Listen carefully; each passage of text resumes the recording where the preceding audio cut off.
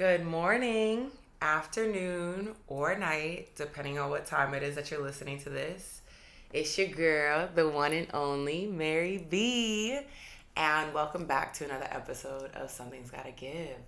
I'm so happy to be able to produce a podcast episode this week, considering I haven't been able to the past 2 weeks. I found myself very sick. The first Monday, I wasn't able to get out of the bed, and the week progressed, and I thought I was getting better.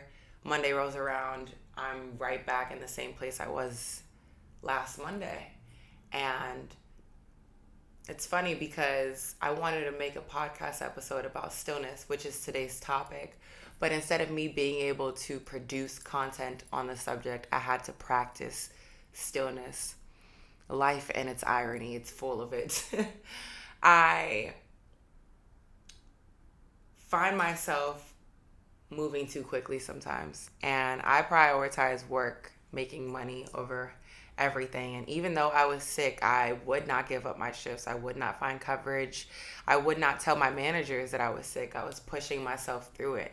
And when I'm at work, I'm on. So I'm not able to tune into my body to realize I'm not actually feeling better. I'm just putting on a mask, and it led me to being sicker longer, which is why sometimes moving too fast can be unbeneficial.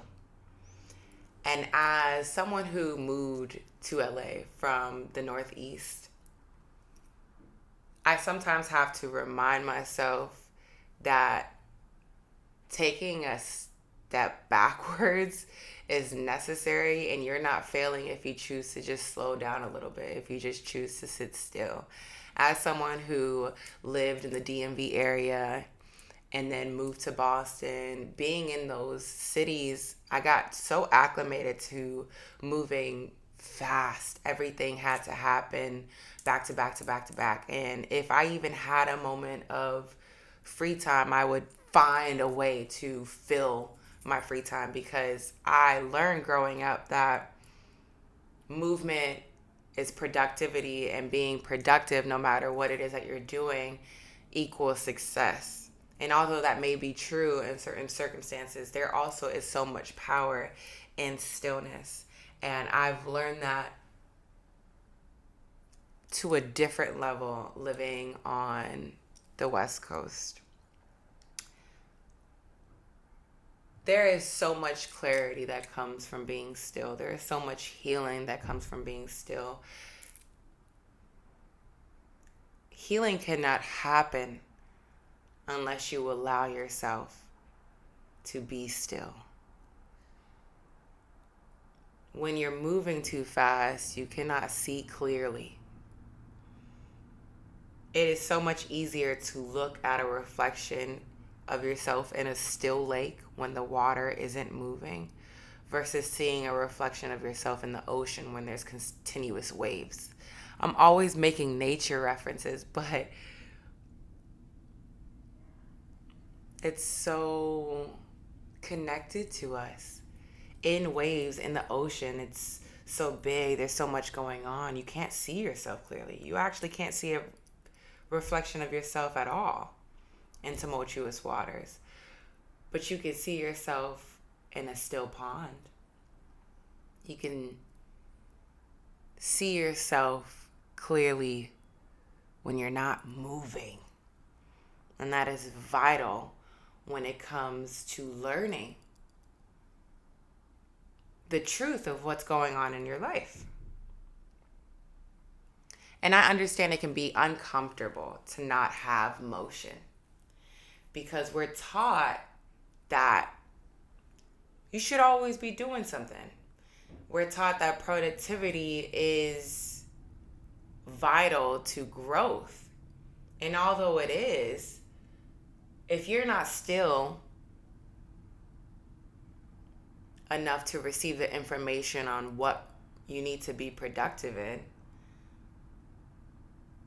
you could be doing the wrong activities that aren't going to help you grow in the right direction. I, once upon a time, didn't really like who I was. I didn't want to know who I was. I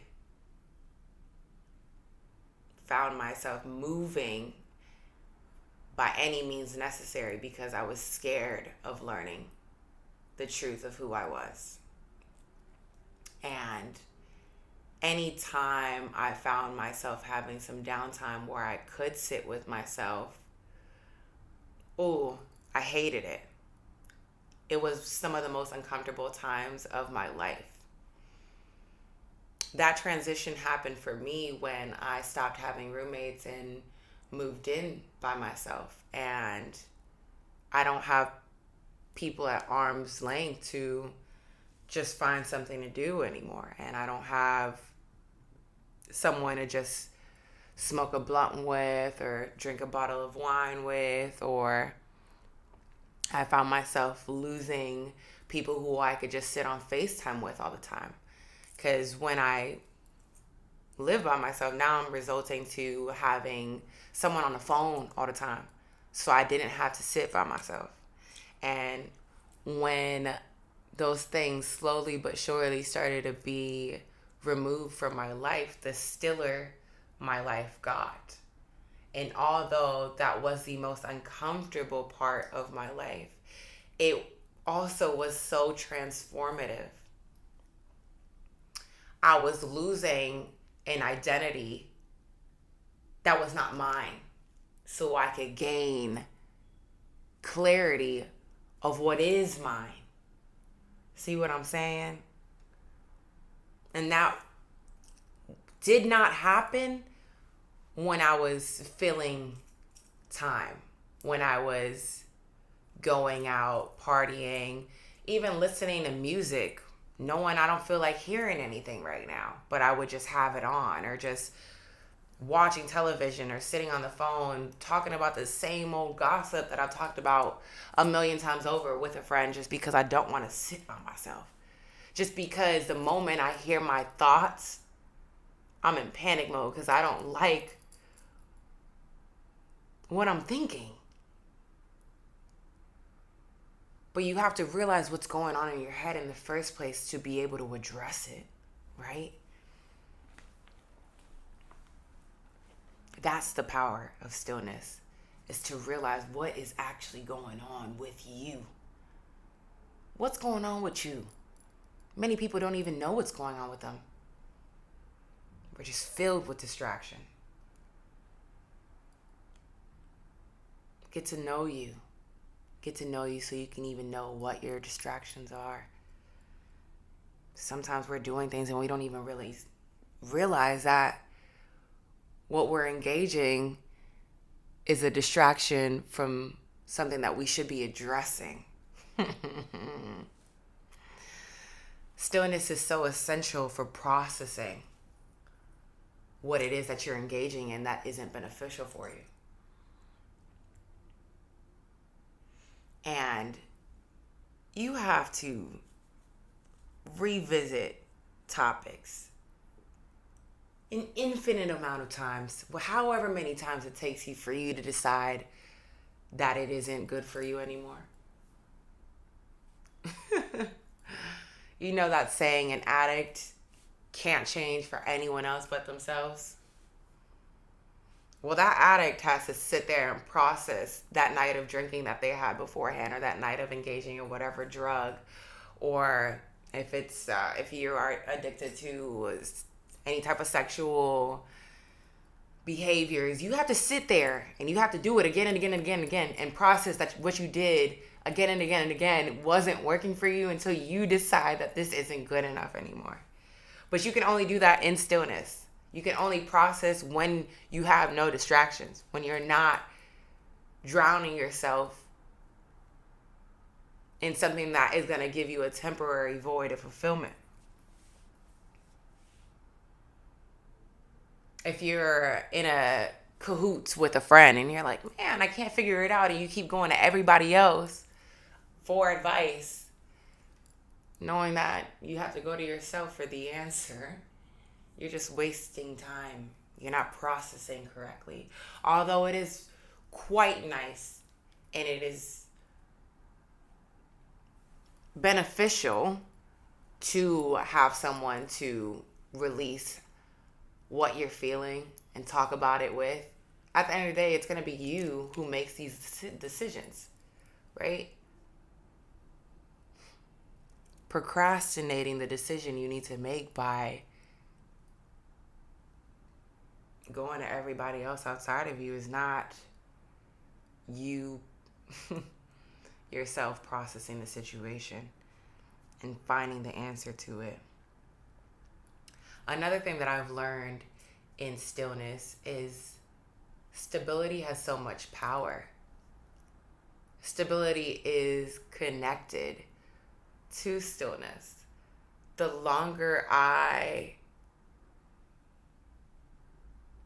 have stayed in the same job, stayed in the same house, poured into familiar relationships, the more concrete the root of those seeds become.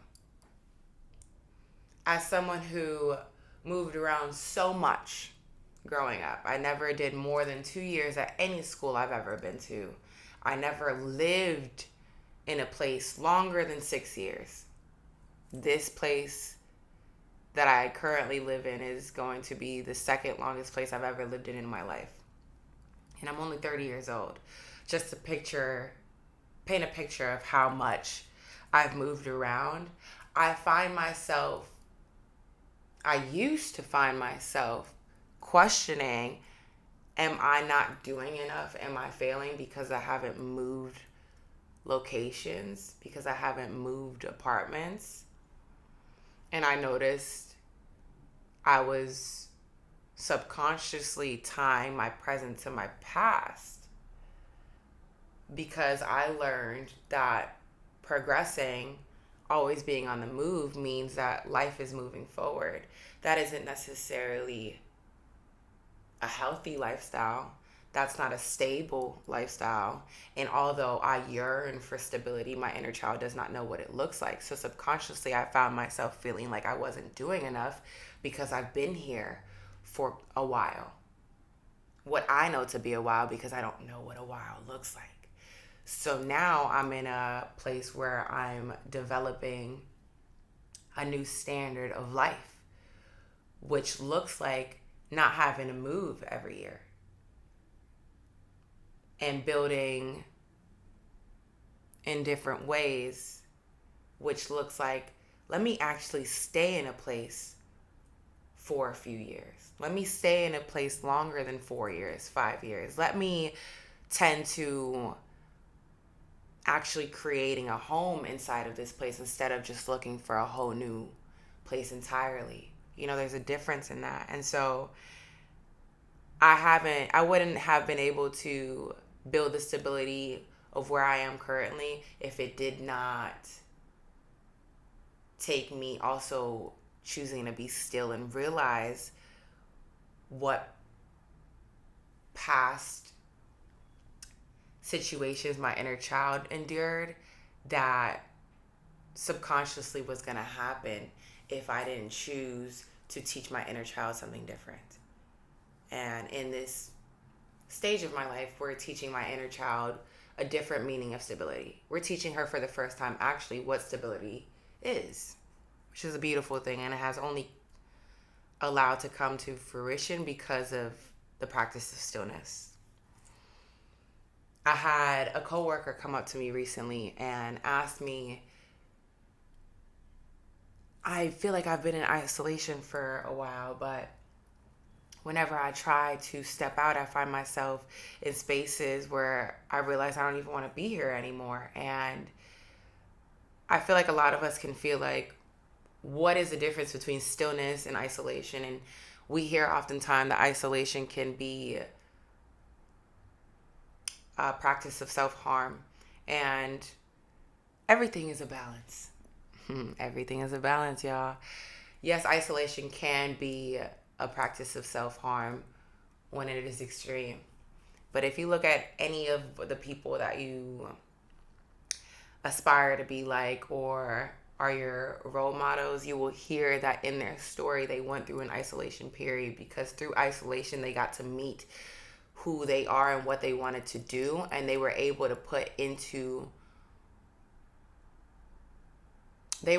to take their dreams and make them tangible goals with small daily steps during their moments of isolation and their moments of stillness. Stillness to me is having periods of isolation. Isolation is vital when it comes to allowing God to remove the people, places, and things that are no longer in alignment with a version of you that is trying to become.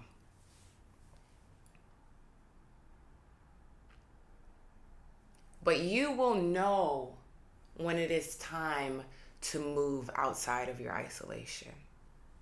And how I know that is because when you're really in tune and you really start to listen to your intuition will speak to you and tell you places that you need to go and people that you need to be in contact with. But you know how you build a relationship with your intuition? Yep, you guessed it. Stillness. Stillness, y'all. It's all a balance. So honor when your spirit is calling for isolation. When your spirit is calling for isolation, it's trying to teach you something that you cannot hear, that you cannot see when you are moving too fast or you have a plethora of distractions around you. And the way to do all of this is to honor where you are presently. And being present can be a difficult practice for many of us. And as cliche as it may sound, breath work, exercise, diet, healthy relationships, those things all play a part in honing in on where you are in the present.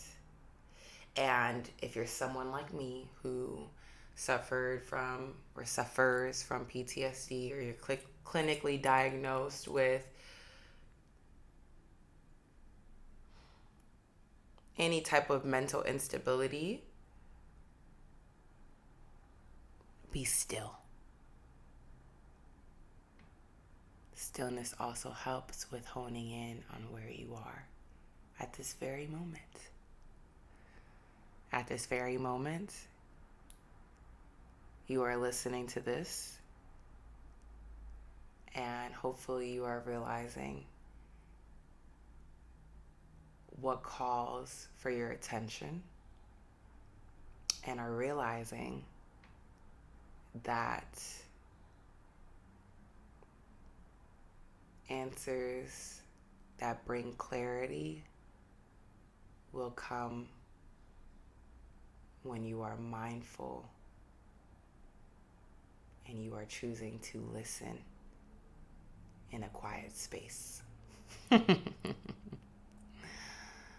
send you love, light, strength, courage, wisdom to tackle whatever it is that you're battling with this week. And I will be back next Monday for another episode on Something's Gotta Give. I'm so excited. Till then, y'all have a great and productive week, okay? Bye-bye.